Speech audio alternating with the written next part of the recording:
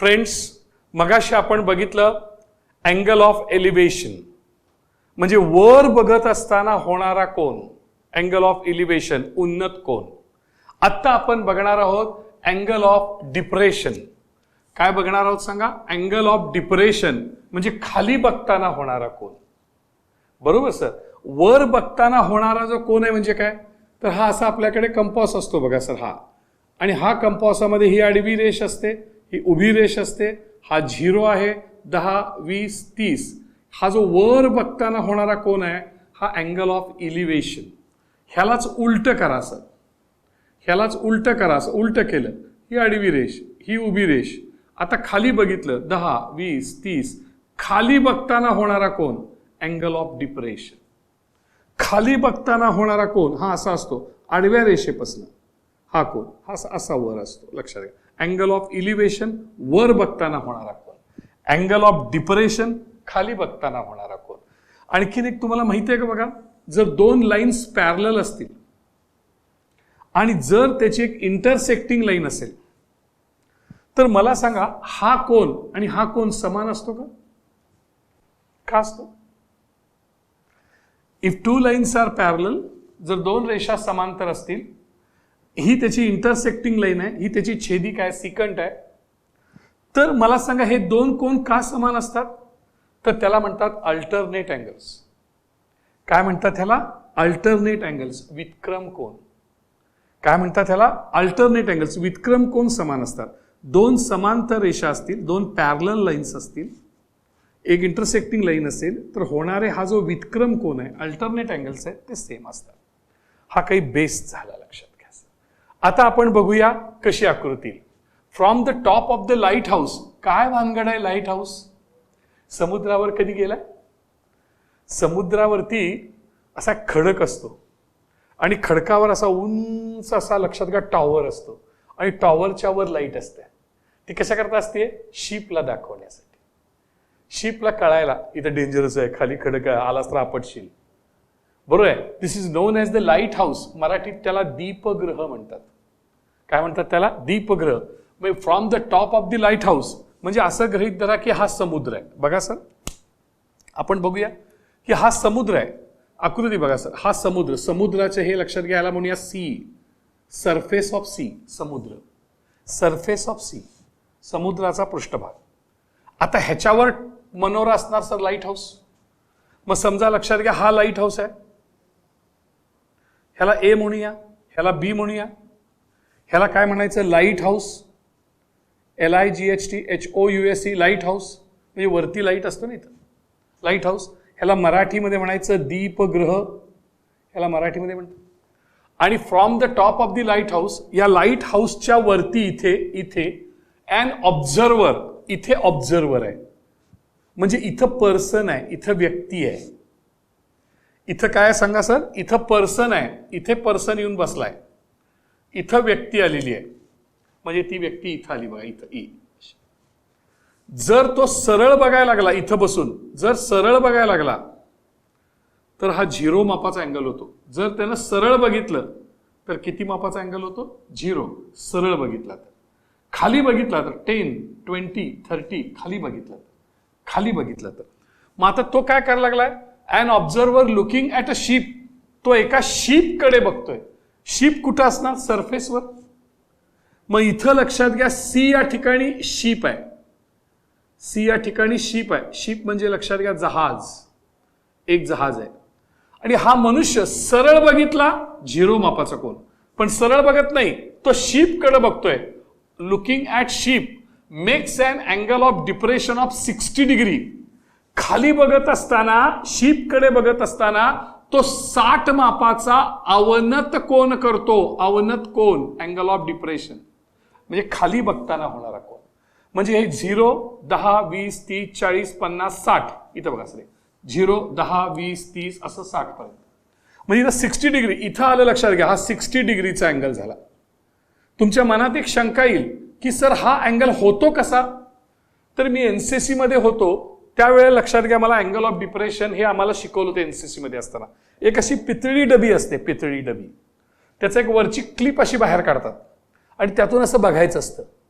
जर तुमचे सरळ बघितलं 0 अँगल, वर बघितलं 10, 20, 30, 40 असा दिसत अँगल दिसतो त्या डबीत. खाली बघितलं 10, 20, 30 असं त्या डबीत दिसतो, पितळेच्या डबीत त्या अँगल ऑफ असं दिसतो त्याच्यामध्ये. मग जिथं पर्सन आहे त्याच्या हातात डबी असते आणि तिथं दिसतो, लक्षात घ्या. मग अँगल ऑफ डिप्रेशन किती आहे सांगा सर? हा 60 डिग्री आहे. जिथं पर्सन आहे तिथं अँगल होतो. मग मगाशी सांगितल्याप्रमाणे हा कोण आणि हा कोण सेम आहे, अल्टरनेट अँगल्स. हे दोन कोण सेम, व्युत्क्रम कोण. मग हा कोण जर 60 असेल तर हा कोण 60, हा कोण जर 60 असेल तर हा कोण 60. का तर अल्टरनेट अँगल्स, दोन पॅरलल लाईन्स. ही सरफेस ऑफ द सी आणि ही parallel line, imaginary parallel line, imaginary काल्पनिक पॅरलल लाईन. आणि दोन समांतर रेषा, ही छेदिका, हा 60 म्हणून हा 60. मग त्यांनी सांगितलं if the height of the lighthouse is 90 metre. हा जो लाईट हाऊस आहे त्याची जी हाईट आहे ती समजा 90 मीटर आहे. हाईट माहित असते ना सर, सिव्हिल इंजिनियर बांधतो लाईट हाऊस, त्या खाली दगडावर लिहिलं असते किती हाईट आहे. Height of the lighthouse is 90 metre. Then find how far the ship is from the lighthouse. मग ह्या लाईट हाऊस पासून हे जहाज किती अंतरावर आहे ते काढा. हे डिस्टन्स काढायचं एक्स. हे जहाज ह्या लाईट हाऊस पासून किती अंतरावर आहे ते काढा. मग या ठिकाणी लक्षात घ्या, आपल्याला काय करायला पाहिजे, आता नीट लक्ष द्या की हे 90 डिग्री आहे, मनोरा, टॉवर आणि sea surface of the sea angle 90. त्यामुळे हा झाला हायपोटेन्यूज, त्याला कर्ण म्हणतो आपण, हायपोटेन्यूज कर्ण. ही जी आहे ही 60च्या समोरची बाजू, त्याला म्हणतात अपोजिट साइड. काय म्हणतात बघा सर, अपोजिट साइड, 60च्या समोरची बाजू. ह्याला म्हणतात 60च्या लगतची बाजू, ऍडजस्टंट साइड. काय म्हणतात, ऍडजस्टंट साइड. 60च्या समोरची बाजू, 60च्या लगतची बाजू. मग समोरची बाजू आणि लगतची बाजू संबालंबा. संबालंबा असेल तर टॅन 60. आपण 10वी मध्ये 9वी मध्ये शिकलोय बघा, काय शिकलोय, साइन कॉस टॅन. काल पण शिकलोय आपण साइन कॉस टॅन. मग तसं लक्षात घ्या, संबालंबा असेल, समोरची बाजू आणि लगतची बाजू असेल तर टॅन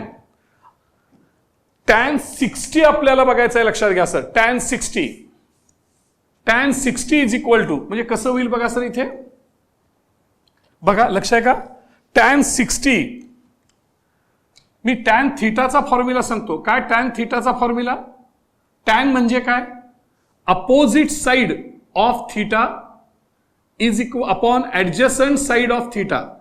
कळलं का बघा सर, टॅन थिटा समोरची बाजू आणि लगतची बाजू याचा जर भागाकार केला, अपोजिट साइड आणि ऍडजस्टंट साइड या दोन साइडचं जर डिव्हिजन केलं तर ह्या डिव्हिजनचं नाव आहे टॅन, टॅन थिटा. मग आता थिटा किती आहे, 60. मग tan 60 is equal to opposite side of 60 divided by adjacent side of 60. 60च्या समोरची बाजू भागिले 60च्या लगतची बाजू. टॅन 60ची व्हॅल्यू किती आहे तुम्हाला मगाशी मी सांगितलेलं होतं, लक्षात घ्या. सगळ्या किमती आपण ह्या किमती पाठ करायला लागतात. काय काय सांगा बरं, टॅन 0, टॅन 30, टॅन 45, टॅन 60 आणि टॅन 90. ह्या किमती तुम्हाला पाठ कराव्या लागतात. टॅन 0, टॅन 30 1/√3, टॅन 45 1, टॅन 60 √3 आणि टॅन 90. लक्षात घ्या, tan 91. Tan 0, tan 30 1/√3, tan 45 1, tan 60 √3 आणि टॅन 90 जो असतो तो नॉट डिफाइन्ड, सांगता येत नाही. नॉट डिफाइन्ड सांगता येत नाही. टॅन 90 लक्षात घ्यायचं, नॉट डिफाइन्ड सांगता येत नाही. तर अशा पद्धतीने लक्षात घ्या, या ठिकाणी ह्या व्हॅल्यूज तुम्हाला लक्षात ठेवायला लागतील. मग टॅन 60 ची व्हॅल्यू √3. हा मुलांना बघा, टॅन 60 ची व्हॅल्यू किती आहे बघा सर, टॅन 60 ची व्हॅल्यू √3. बरोबर सर, टॅन 60 ची व्हॅल्यू पाठ करायचं आहे. टॅन 60 ची व्हॅल्यू √3. इथं बघा लिहिलं √3. बरोबर. आता 60च्या समोरची बाजू, अपोजिट साइड ऑफ 60, 60च्या समोरची बाजू अपोजिट साइड कुठली आहे सांगा, AB. 60च्या समोरची बाजू AB, 60च्या लगतची बाजू, ही 60च्या लगतची बाजू ऍडजस्टंट साइड, ही कुठली आहे सांगा, AC. ही AC.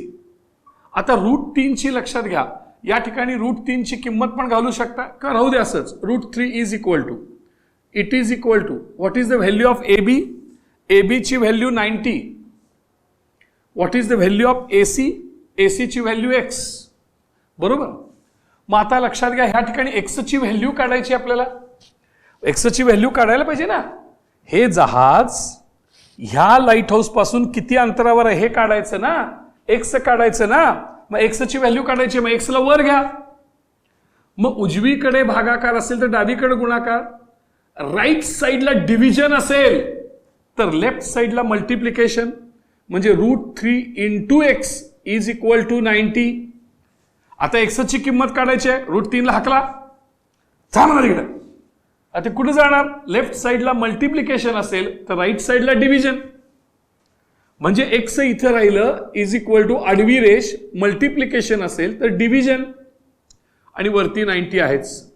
पण छेदामध्ये √3 चालत नाही, डिनॉमिनेटर मध्ये √3 चालत नाही. √3 ची व्हॅल्यू 1.73 डिनॉमिनेटर मध्ये घालता येत नाही. ते म्हणाल तर येते की, आम्ही कॅल्क्युलेटरवरनं काढतो की, नाही चालत 10वीला. 90/1.70 टुक टुक टुक येते उत्तर, नाही करायचं. बरोबर ना. मग √3 आपल्याला चालत नाही, मग त्याचं काय करायचं? रॅशनलायझेशन. म्हणजे या √3 गुणायचं, √3 भागायचं. म्हणजे कसं होईल बघा बरं सर, आपण इथे करूया. रॅशनलायझेशन कसं होईल? X इज इक्वल टू 90/√3 हे आहे असं घेतलं. मग आता ह्या √3 छेदातलं हे √3 नको आहे, म्हणून ह्या √3 आपण गुणायचं आणि √3 आपण भागायचं. ह्याला म्हणतात रॅशनलायझेशन, ह्याला म्हणतात परिमेयकरण. मग आता कसं होईल? आपण फ्रॅक्शन ऑफ, लक्षात घ्या, अपूर्णांकांचा गुणाकार बघितलाय. वरच्यानी वरच्याला गुणायचं, खालच्यानी खालच्याला गुणायचं, म्हणजे √3 इंटू √3 इथं आलं, आणि वरती 90 इंटू √3. मग आता √3 इंटू √3 म्हणजे काय? मी तर सांगितले बघा सर. √2 इंटू √2 म्हणजे 2, √3 इंटू √3 म्हणजे 3, √5 इंटू √5 म्हणजे 5, √7 इंटू √7 म्हणजे 7, म्हणजे √3 इंटू √3 म्हणजे किती आलं सांगा सर? 3. म्हणजे इथं आलं सर 3, आणि इथं आलं 90 इंटू √3. 3 ह्याला भागा. मग इथं कसं होईल सांगा बरं सर? 3 1 जा 3, 3 3 जा 9, आणि 3 0 0, 30 इंटू √3.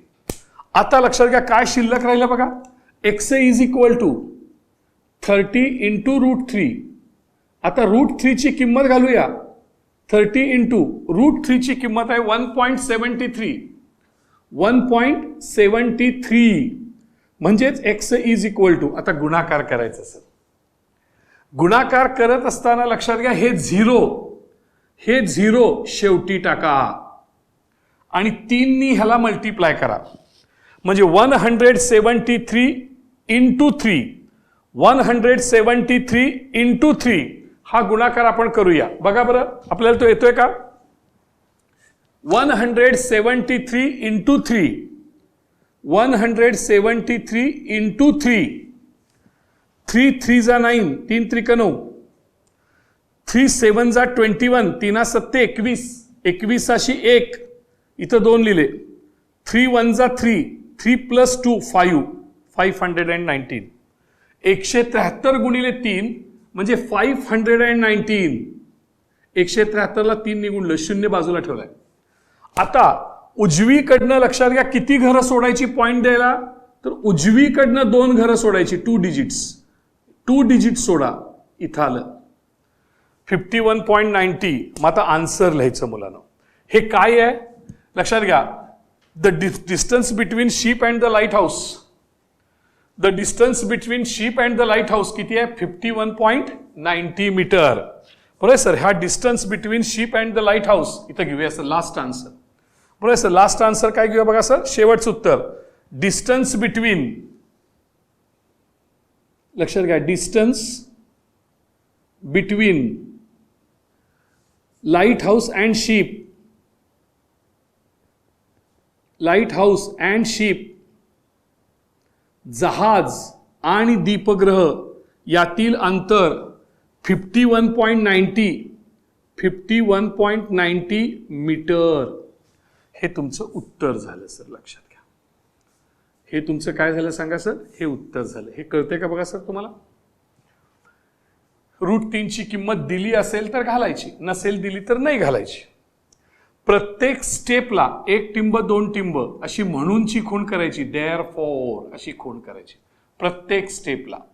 आणि ह्यातलं बारीक गोष्ट लक्षात ठेवा मुलांनो, कुठली सांगा, बरोबरच्या खाली बरोबर कसं आलंय बघा, बरोबरच्या खाली बरोबर कसं आलंय. ह्या बरोबरच्या पुढं आडवी रेष कशी आली बघा, त्याच्याकडे लक्ष द्या. आता या ठिकाणी हे होमवर्कचं गणित आहे.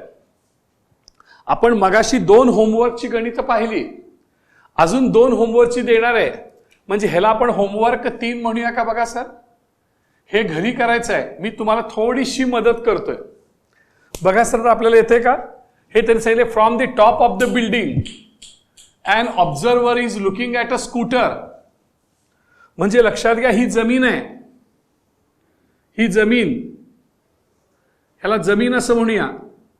आता लक्षात घ्या जमिनीवर एक बिल्डिंग आहे, ही बिल्डिंग, हे बिल्डिंगचं नाव AB. मगाशी सारखीच आकृती आहे, काय फरक पडत नाही. बिल्डिंग, इथं मगाशी लाईट हाऊस होता, मगाशी इथं लाईट हाऊस होता. लक्षात घ्या ही बिल्डिंग आहे आणि बिल्डिंगच्या वरती इथं ऑब्झर्वर आहे, इथं मनुष्य बसलाय. लक्षात घ्या ऑब्झर्वर, ऑब्झर्वर म्हणजे निरीक्षक, इथं बसलाय माणूस. आणि लुकिंग ॲट अ स्कूटर. आता स्कूटर तर हवेत असणार नाही, ती जमिनीवर असणार. म्हणजे लक्षात घ्या समजा इथं स्कूटर आहे जमिनीवर, C या ठिकाणी स्कूटर. लक्षात आली का बघा.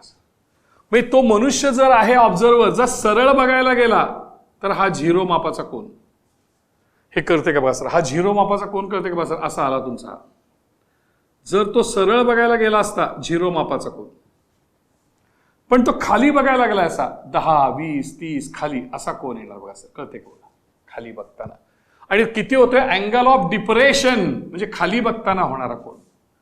अँगल ऑफ डिप्रेशन खाली बघताना होणारा कोन किती मापाचा आहे, 30. 0, 10, 20, 30 हा खाली बघताना स्कूटरकडे बघताना होणारा कोन, हा कोन 30 मापाचा. कळले का बघा. माणसाजवळ जिथं ऑब्झर्वर आहे तिथं कोन होतो. आणि मग 2 समांतर रेषा आहेत, पॅरलल लाईन्स, म्हणजे हा विक्रम कोन, हा 30 असेल तर हा 30 डिग्री. मग आता काय पाहिजे त्यांनी सांगितलंय, the height of the building is 40 metre. ही इमारत आहे, इमारतीची उंची 40 मीटर आहे. त्यांनी सांगितलंय हाऊ फार scooter is from the building. He scooter building पासून किती अंतरावर असेल, X अंतरावर. तुमच्या लक्षात येते का बघा सर. सेम एक्झाम्पल या ठिकाणी हा लक्षात घ्या, बिल्डिंग आणि जमीन यातला कोन 90.